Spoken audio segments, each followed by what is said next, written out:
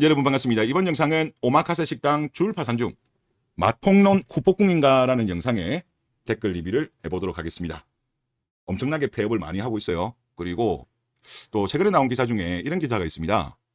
10만원대의 고급 오마카세 NG가 떠나자 줄 폐점. 고급 오마카세를 주로 이용하는 연령대가 2030 커플이 제일 많아요. 그런데 여기에서 지금 식료품비 지출액이 급감했어요. 우리가 1년 동안에 지금 이거 비교한 자료는 2022년도 2분기랑 2023년도 2분기를 비교했는데 그동안에 뭐 음식 가격도 그렇고 많이 올랐잖아요. 식료품비가. 그런데도 지출액은 줄었습니다.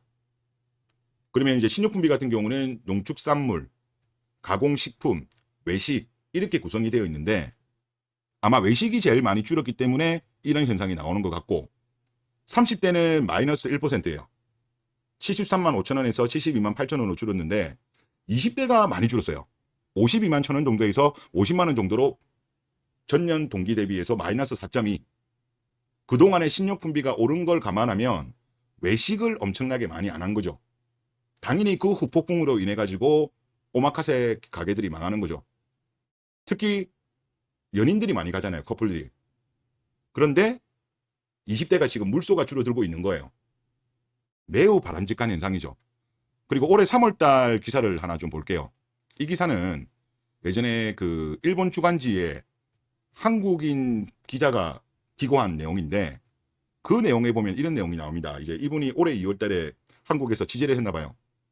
점심을 기다리는 손님들에게 물어보니 20%가 비즈니스 관계였고 나머지 80%가 2030 커플이었다. 예전에도 다른 오마카세를 갔을 때도 젊은 커플이 압도적으로 많았다. 오마카세는 이제 한국 젊은이들의 사치의 상징이고 첫 데이트나 생일, 크리스마스 등 기념일에는 인기 있는 오마카세 레스토랑에 예약한다. 상대를 실망시키지 않는 훌륭한 선택이라고 주위로부터 평가가 단번에 올라간다. 여기서 상대는 누구죠? 여자죠, 여자.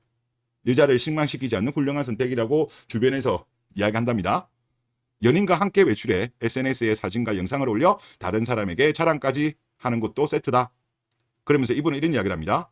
특히 한국 남성에게는 오마카세가 자긍과 자존심을 모두 잃는 본인이 되기도 한다. 물소 된다는 거죠. 물소. 그러니까 2030 커플들이 많이 가고 결제는 남자들이 많이 하는데 연애도 안 하고 그러다 보니까 이런 현상이 발생하는 것 같아요. 매우 바람직한 현상입니다. 연애를 하더라도요. 이런 고급 음식점 가고 이런 거 좋은 거 아닙니다. 여자들의 허세죠, 허세. 그 허세에 대해서 남자들이 그걸 받아주면 안 돼요. 물론 이 가게를 하시는 분들한테는 안타깝지만 이건 옳은 현상이 아니다.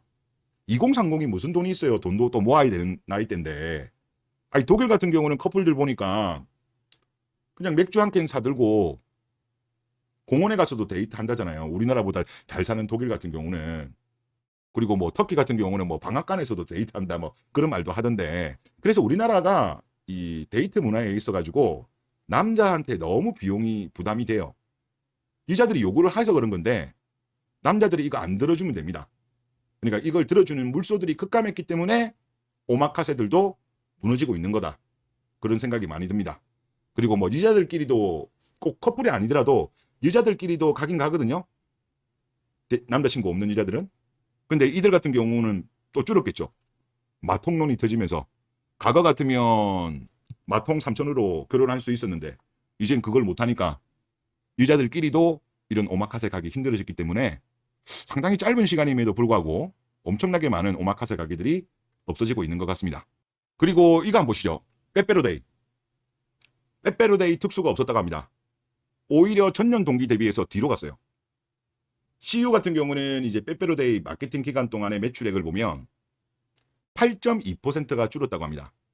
세븐일레븐 5%, GS25는 2.6이 빠졌다고 해요. 지금까지는 계속적으로 증가를 해왔답니다. 그런데 빠진 거고 물론 이제 업계에서는 물가 부담 때문에 뭐 매출에 악영향을 준 것 같다라고 이야기하는데 빼빼로 그거 얼마 한다고요?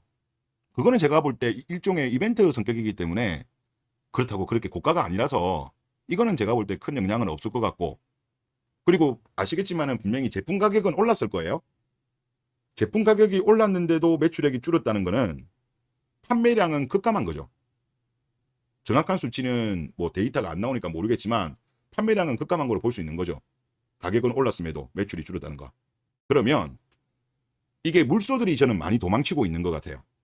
연애도 많이 안 하지만 우리가 뭐 사회생활 하다 보면, 직장생활 하다 보면 여직원들한테도 빼빼로 주는 경우가 많잖아요. 이제 그것도 아깝다는 거죠.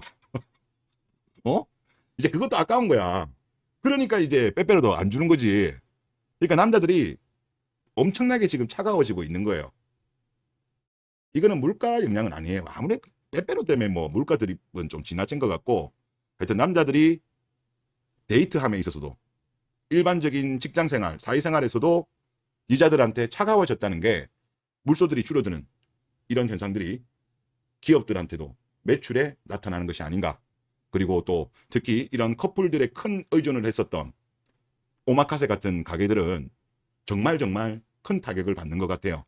그리고 저도 이제 어젠가 저녁 때쯤에, 물론 평일이긴 합니다만은, 저도 이제 뭐 제가 사는 동네 중심지 가다 보면 유심히 관찰해 보거든요. 계속 하면서 커플들이 전에도 없다는 걸 많이 느꼈는데, 어제 제가 저녁 시간에 나갔는데 야, 정말 안 보이더라고요. 아니, 사람 자체도 없고 커플은 더 안 보여요. 그래서 저는 걱정이 되더라고. 그래도 꽤 큰 먹자골목인데도 사람이 없어요. 하여튼 크게 달라지고 있는 현상들이 지금 우리한테 나타나고 있는 것 같습니다. 자, 댓글 보도록 하겠습니다. 이제는 결혼 전에 금융권 전체 확인서 본인 거 같이 서로 뽑아서 확인하는 게 기본이 되는 것 같네요. 미친 스탑널커들 때문에 정상인들도 이런 피해를 본다는 것이 참 안타깝습니다. 이제 정상적인 국내 젊은 여자 찾는 건 해변에서 다이아 찾는 것보다 더 힘든 것 같습니다. 라고 하셨습니다.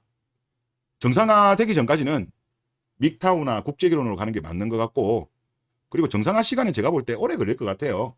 일단 한 세대는 거의 그냥 어쩔 수 없는 것 같고, 그 다음에라도 좀 정상화 되었으면 하는 것 같고, 그리고 제가 그 말씀을 드리고 싶어요. 말씀하신 것처럼 마통론 때문에 이런 금융거래 관련된 것도 확인을 해야 되지만, 요즘은 워낙 나이 많은 여자들이랑 결혼하는 경우가 많잖아요. 웨딩 검진이라는 게 있습니다. 결혼 전 웨딩 검진. 요거 한번 읽어볼게요. 웨딩 검진은 예비 부부의 행복한 결혼 생활과 이들이 추후 임신을 계획하는데 지장이 없도록 시행하는 일련의 검사들을 말한다. 보통 여성의 자궁 건강 상태를 체크하는 검사가 주를 이룬다. 물론 남자도 하긴 해요. 남자들도 문제 있는 경우가 있잖아요. 남자도 하고 여자들도 하긴 하는 거죠. 요즘 실제 조기 폐경도 30에 꽤 있대요. 그리고 요즘 여자분들이 술, 담배도 많이 하잖아요.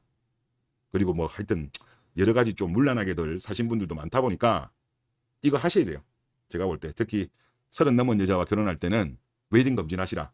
뭐 아이 생각이 없는 분들이면 모르겠지만 아이 생각이 있는 분들이라면 한번 고려해 보시라. 뭐 물론 이거 하자고 하면 여자들은 발작하겠지만은 그래도 저는 하는 게 좋다라고 생각됩니다. 잘못했다가는 뭐 딩크로 가버릴 수도 있으니까. 다음 댓글 보겠습니다. F 사상을 진두지휘 하는 누군가가 있습니다. 넷플릭스를 보는데 유아차가 자막에 나옵니다. 넷플릭스도 이제 그게 나와요?